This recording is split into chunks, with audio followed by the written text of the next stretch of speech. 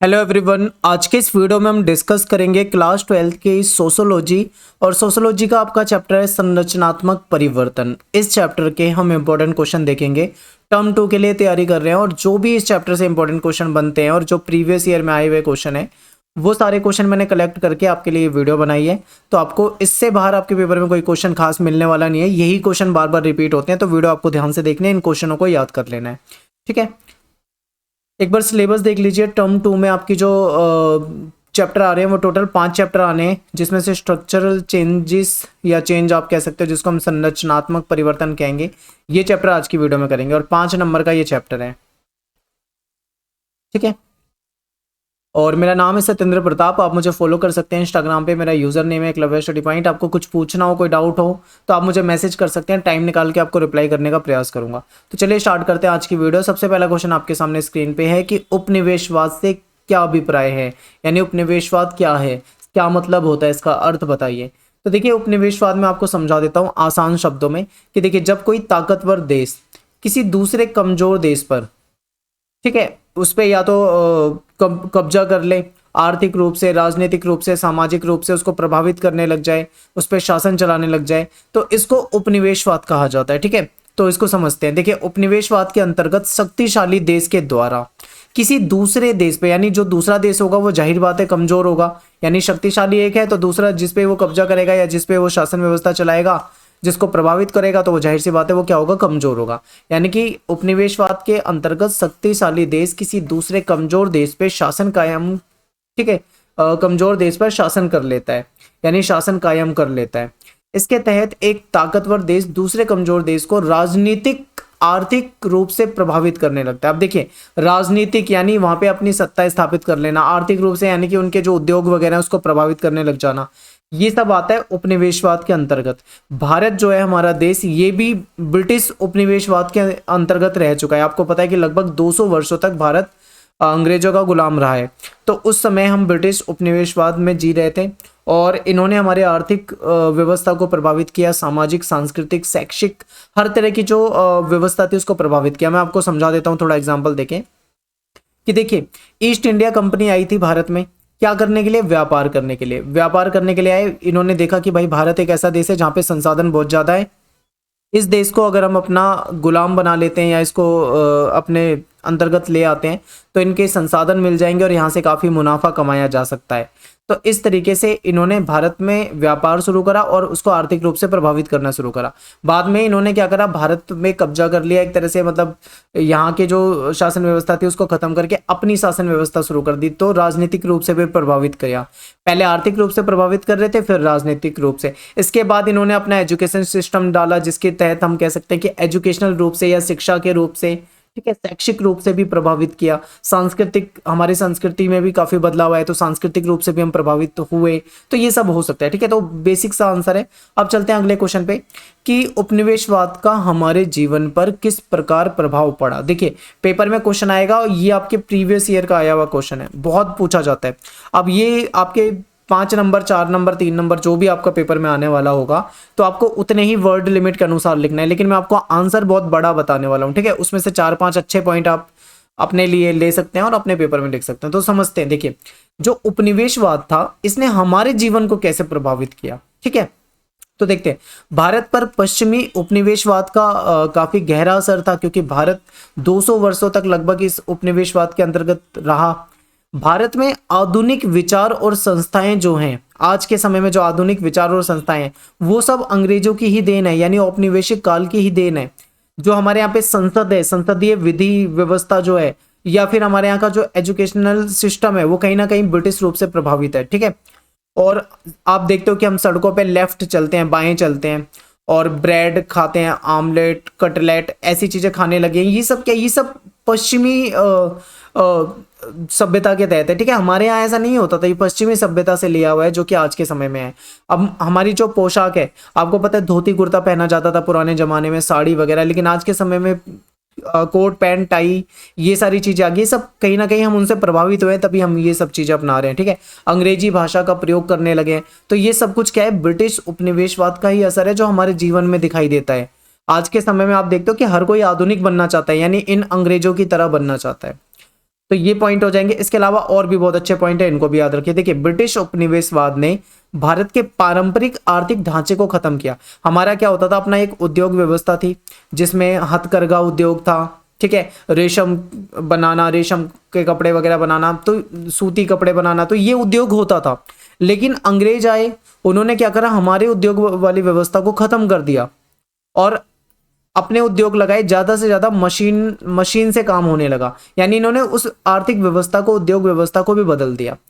तो जो हमारा आर्थिक ढांचा पहले हुआ करता था उसको इन्होंने खत्म कर दिया। भारतीय कारीगर, भारत के जो शिल्पकार थे, बुनकर जो थे, अब वो बेकार हो गए, क्योंकि अब इनका काम नहीं चलता था, अब तो सब कुछ मशीनों से होने लगा था। ब्रिटिश उपनिवेशवाद के कारण जो पुराने शहर थे उनका अस्तित्व कमजोर हुआ। जैसे कि आप पुराने शहर सूरत हो जाएगा, मुसलीपट्टनम हो जाएगा, ठीक है, ये क्या होते थे, इन पे व्यापार होता था यहाँ पे बहुत ज्यादा। लेकिन अंग्रेजों के आने के बाद ये शहर कमजोर होने लगे और जो नए आधुनिक शहर बसे जैसे कोलकाता, मुंबई, चेन्नई, ये मजबूत हो गए। तो समझ रहे हो कितना ज्यादा परिवर्तन हुआ अंग्रेजों के आने से, ब्रिटिश उपनिवेशवाद के आने से।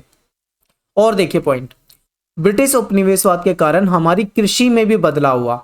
पहले क्या था भाई, जब हम अपने अकॉर्डिंग खेती करते थे, लेकिन जब अंग्रेज आ गए तो इन्होंने ये बताना शुरू कर दिया कि तुम्हें कौन सी फसल उगानी है। ये जबरन नील की खेती करवाने लगे थे, आपने पढ़ा होगा, हिस्ट्री वगैरह आप पढ़ते हो तो आपको पता होगा, ठीक है। तो ये मतलब डिसाइड करने लगे थे कि कौन सी फसल उगानी है, क्योंकि जिसमें ज्यादा इनको प्रॉफिट मिलता था अंग्रेजों को, ये वो फसलें उगवाते थे, ठीक है। भारतीय कृषि ब्रिटिश औपनिवेशिक आवश्यकता को पूर्ण करने का साधन बन गई। पहले हमारी कृषि क्या थी, हमारी आवश्यकता को पूरा करती थी, लेकिन अब क्या थी, वो ब्रिटिश आवश्यकता को पूरा करने का साधन बन गई थी। यानी पूरा का पूरा इसमें हस्तक्षेप अंग्रेजों का होने लगा था। उपनिवेशवाद के कारण लोगों की आवाजाही भी बढ़ गई। क्या हुआ कि भारत के एक हिस्से से दूसरे हिस्से तथा भारतीय मजदूर को जहाजों के माध्यम से बहुत दूर एशिया में, अफ्रीका में, अमेरिका में, जो इनके अन्य उपनिवेश थे वहां पे भेजा जाने लगा। तो यानी कि हम कह सकते हैं आवाजाही बढ़ी। अब देखो इतने सारे पॉइंट है जो आप कह सकते हो कि उपनिवेशवाद के कारण हमारे जीवन में ये बदलाव आए। लेकिन पेपर में इतना बड़ा आंसर आपको नहीं लिखना होगा, क्योंकि हो सकता है 3 नंबर का क्वेश्चन हो, 5 नंबर का क्वेश्चन हो, तो 3 या 5 पॉइंट में आपका काम चल जाएगा। तो इसमें से कोई भी अच्छे पॉइंट आप चुन लो और अपने पेपर में लिख लेना, ठीक है, और एक्सप्लेन कर देना थोड़ा थोड़ा। अब देखते हैं अपना अगला क्वेश्चन। ब्रिटिश साम्राज्य की अर्थव्यवस्था में नगरों की भूमिका के बारे में आपको बताना है। तो देखिए, बहुत महत्वपूर्ण भूमिका थी नगरों की। तो ब्रिटिश साम्राज्य की अर्थव्यवस्था में जो नगर थे उसकी भूमिका जो थी बहुत ही इंपॉर्टेंट थी, क्योंकि समुद्र तट के जो नगर थे जैसे कि मुंबई, कोलकाता, चेन्नई, ये सब अंग्रेजों के समय में डेवलप हुए हैं। तो हम इसको कह सकते हैं आधुनिक नगर के रूप में इनको जानते हैं, ठीक है। ये सब क्या थे, ये समुद्र तट के किनारे थे। तो इनको क्यों बनाया गया महत्वपूर्ण नगर, यहाँ से व्यापार हो जाता था आसानी से, समुद्र तट के किनारे होने के कारण यहाँ से जो चीजें थी वो क्या होती थी, एक जगह से दूसरी जगह पानी के रास्ते से या समुद्री रास्ते से पहुंचाना आसान था, ठीक है। तो समुद्र तट नगरों से वस्तुओं का निर्यात करना काफी आसान था। इसके साथ साथ यहाँ पे जो चीजें बनती थी, जो प्रोडक्शन होता था, जो मैन्युफैक्चरिंग होती थी, वो सस्ती कीमत पे आयात किया जा सकता था। तो ये बेनिफिट था। तो आप ये बता सकते हो, ठीक है। नेक्स्ट क्वेश्चन है कि औद्योगिकरण जो होता है उससे क्या अभिप्राय है, क्या समझते हो। तो आपको पता होगा कि औद्योगिकरण एक ऐसी प्रोसेस होती है, एक ऐसी प्रक्रिया होती है जिसके तहत उत्पादन जो होता है वो मानवीय श्रम के आधार पे ना होकर मशीनों से होता है। यानी अब मानव ज्यादा काम नहीं करेंगे, मनुष्यों का काम ज्यादा नहीं रहेगा, काम किसका ज्यादा हो जाएगा, मशीन का। अब जब मशीनों से काम ज्यादा होने लग जाएगा, हालांकि मशीनों को चलाने वाले मानव है, लेकिन फिर भी मशीनों का इस्तेमाल से आदमियों की संख्या जो है वो कम हो जाती है। यानी अब ज़्यादा लोगों की जरूरत नहीं है। जो पहले 50 लोग मिलके काम करते थे, मशीन उस काम को अकेले कर देती है और बढ़िया कर देती है, ज़्यादा कर देती है, प्रोडक्शन बढ़ गया।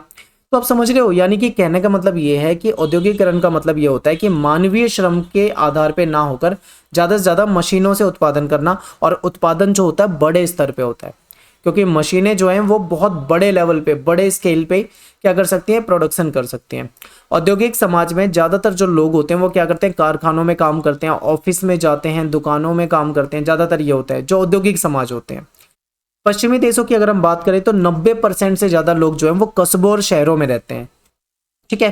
क्योंकि कस्बों और शहरों में क्या होता है, रोजगार मिल जाता है, व्यवसाय के अवसर उनको ज़्यादा मिल जाते हैं।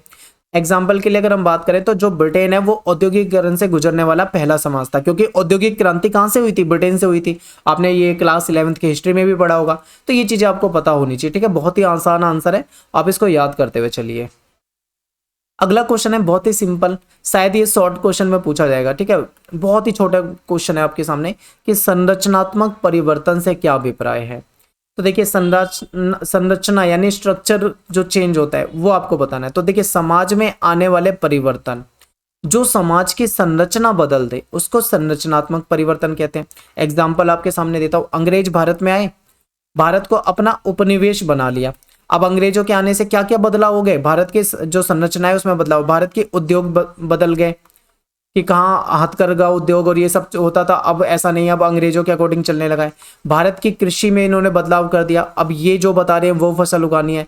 भारत के शिक्षा के क्षेत्र में बदलाव देखने को मिला, भारत में औद्योगिकरण हुआ, भारत में नगरीकरण हुआ। तो ये सब क्या हुआ, अंग्रेजों के आने के बाद हुआ, यानी भारत की हम कह सकते हैं कि जो स्ट्रक्चर है उसको वो चेंज हुआ। तो इसी को हम संरचनात्मक परिवर्तन कह सकते हैं, ठीक है। अगला क्वेश्चन है पूंजीवाद से क्या समझते हो। तो पूंजीवाद एक ऐसी अर्थव्यवस्था होती है जिसमें क्या होता है, जो उत्पादन के जो साधन होते हैं उस पर स्वामित्व जो होता है वो कुछ विशेष लोगों का होता है। यानी यहाँ पे निजीकरण या निजी व्यवस्था पे ज्यादा जोर दिया जाता है, ठीक है, ये आपको याद रखना है। इसमें सरकार का हस्तक्षेप ज्यादा नहीं होता क्योंकि निजी लोगों के हाथ में होता है, तो ये भी आपको समझना है। इसमें क्या होता है कि ये जो पूंजीवाद होती है इसमें इसका मेन कॉन्सेप्ट क्या है कि ज्यादा से ज्यादा मतलब मुनाफा कमाना है, ज्यादा से ज्यादा मुनाफा कमाना है। बेशक से मजदूरों का शोषण हो जाए कोई दिक्कत नहीं, पर मुनाफा कमाना है, ये वाला सिस्टम होता है इनमें। और इसमें निजीकरण का महत्व ज्यादा होता है। पूंजीवाद का उद्देश्य जो है वो ज्यादा से ज्यादा मुनाफा कमाना, ज्यादा से ज्यादा उद्योग लगाना, ज्यादा से ज्यादा जो नई टेक्नोलॉजी आ रही है उसको इस्तेमाल करके प्रोडक्शन को बढ़ाना, उत्पादन को बढ़ाना, ये इसका उद्देश्य होता है। भारत में भी पूंजीवाद का विकास हुआ है और अंग्रेजों के समय में तो ये काफी उनके कारण प्रबल हुआ था, आप समझते ही हैं। और भारत में अब देखो, जब देश आजाद हो गया था तो कुछ लोग ऐसे थे जो पूंजीवाद व्यवस्था को अच्छा मानते थे, कुछ लोग समाजवाद व्यवस्था को अच्छा मानते थे, ठीक है। तो आपको पता होगा कि हमने ना तो पूंजीवाद से सारी व्यवस्था को अपनाया ना समाजवाद से, एक मिश्रित अर्थव्यवस्था अपनाई, ये भी आपको बता दिया। थोड़ा एक्स्ट्रा बता रहा हूं, आप ध्यान में दिमाग में बिल्कुल डालते हुए चलो इसे। आगे देखिए, पाश्चात्य शिक्षा प्रणाली का भारतीय समाज पे क्या प्रभाव पड़ा। पाश्चात्य शिक्षा प्रणाली का मतलब है जो अंग्रेजों ने अपनी जो अंग्रेजी शिक्षा प्रणाली भारत में लागू कर दी थी उसका क्या प्रभाव पड़ा। तो देखिए, पश्चिमी शिक्षा पद्धति को भारत में इस उद्देश्य से वो लेकर आए थे कि भारतीयों का एक ऐसा वर्ग तैयार कर देंगे, यानी अपनी शिक्षा देकर भारतीयों का एक ऐसा वर्ग तैयार कर देंगे जो ब्रिटिश उपनिवेशवाद को बनाए रखने में सहयोगी होगा, यानी जो अंग्रेजों का सपोर्टर हो जाएगा इनकी एजुकेशन को लेके। समझिए इस चीज को, अंग्रेज इतने मतलब तेज थे, वो चाहते थे कि भाई ये गुलाम ही बने रहे हमेशा, इसीलिए उन्होंने हमारे जो गुरुकुल व्यवस्था या जो हमारे यहाँ पे जो एजुकेशनल सिस्टम था उसको खत्म करके अपना अंग्रेजी सिस्टम लाने की, मतलब उसमें थोपने की कोशिश की। लेकिन इसका प्रभाव ऐसा हुआ नहीं जैसा अंग्रेजों ने सोचा कि एक वर्ग तैयार करना था जो उनका सपोर्ट करे, तो ऐसा वर्ग जरूर तैयार हो गया होगा। लेकिन इसका एक साइड इफेक्ट भी हुआ। साइड इफेक्ट क्या देखने को मिला कि कुछ लोग ऐसे थे जो राष्ट्रवाद की तरफ मुड़ गए, यानी जिन्होंने अंग्रेजी शिक्षा का बहिष्कार किया, अंग्रेजी सिस्टम का बहिष्कार किया और अंग्रेजों को हटाने के लिए अंग्रेजों का विरोध करा, उपनिवेशवाद का विरोध करा, यानी एक राष्ट्रवादी चेतना का उदय भी हुआ। तो ये भी आप बता सकते हो। अंग्रेजों ने पाश्चात्य शिक्षा के द्वारा भारतीय शिक्षा व्यवस्था को बदला, बहुत सारे मतलब नए नए रूल लेकर आए, नए नए बदलाव किए सिलेबस और कई तरह की चीजों को चेंज करने का प्रयास किया। अगला क्वेश्चन है कि ब्रिटिश औद्योगिकरण का भारतीय उद्योग पे क्या प्रभाव पड़ा। बहुत ही आसान क्वेश्चन और ये पेपर में आया हुआ क्वेश्चन है, प्रीवियस ईयर का क्वेश्चन है, याद रखिए। तो देखिए, ब्रिटिश औद्योगिकरण के कारण भारतीय उद्योग में जो पुराने परंपरागत रोजगार थे वो खत्म हो गए। मैंने आपको अभी एग्जाम्पल दिया था कि पहले बुनकर होते थे जो हथकरघे वगैरह से बुनते थे या रेशम वगैरह बनाया जाता था, सूती वस्त्र जो हाथों से बनाए जाते थे, ठीक है, हथकरघे वगैरह जो भी इससे सूत काटना वगैरह ये होता था। अब अंग्रेजों के आने से क्या हुआ, औद्योगिकरण के आने से जो हमारे पुराने रोजगार थे, पुरानी व्यवस्था थी वो खत्म हो गई बिल्कुल। तो ये याद रखना है। ब्रिटिश औद्योगिकरण के कारण भारत के प्राचीन नगर जैसे सूरत और मुसलीपट्टनम थे, जो ये वो प्राचीन नगर हैं भारत के जहां पे व्यापार होता था, लेकिन अब ये नगर कमजोर हो गए। इसके बदले कौन से नगर मजबूत हुए, मुंबई, मद्रास, ठीक है, ठीक है, चेन्नई वगैरह जो आप पढ़ते हो, कलकत्ता, चेन्नई, ये सब क्या है, ये मजबूत होने लगे। औद्योगिकरण के कारण ज्यादा से ज्यादा यांत्रिक उद्योग लगाए गए। इसका मतलब क्या है, यानी ज्यादा से ज्यादा मशीनें लगाई गई, ठीक है। और औद्योगिकरण के कारण कृषि व्यवसाय में भी लोगों की संख्या कम हुई। क्यों? क्योंकि पहले क्या करते थे लोग, ज्यादातर कृषि करते थे, लेकिन जब उद्योग आए, उद्योग में नए नए रोजगार सामने आने लगे, तो लोगों ने क्या करा, खेती से मुड़कर वो कहीं ना कहीं मतलब उद्योग की तरफ जाने लगे। तो इससे क्या हुआ कि जो कृषि में जो लोग लगे हुए थे उनकी संख्या कम होने लगी और उद्योग में लगे हुए लोगों की संख्या बढ़ने लगी। तो ये भी परिवर्तन के जो इंपॉर्टेंट क्वेश्चन थे वो मैंने आपको सारे डिस्कस कर दिए, और यही क्वेश्चन बार बार आपके पेपर में रिपीट होते हैं। और टेलीग्राम ग्रुप आप हमारा ज्वाइन कर लो, क्लास 12 ESP न्यू ग्रुप से नाम से अपना ग्रुप है, आप उसमें जुड़ जाइए। वहाँ पे आपको जो वीडियोस के लिंक वगैरह होते हैं या कोई अपडेट होगी तो आपको वहाँ पे मिल जाया करेगी, ठीक है। और मिलते हैं आपसे नेक्स्ट वीडियो में। थैंक्स फॉर वॉचिंग सभी को। जय हिंद, जय भारत।